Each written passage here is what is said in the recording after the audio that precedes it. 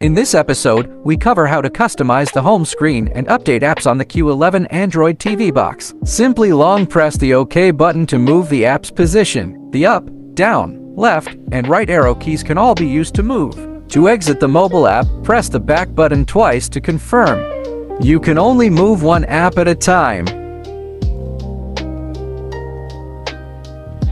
The market can update certain apps such as Netflix.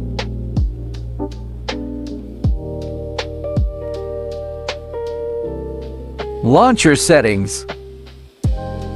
Set up groups according to your preferences.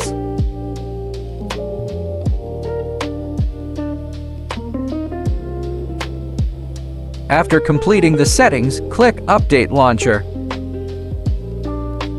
This step groups the original apps. Resetting the launcher will restore it to its original state.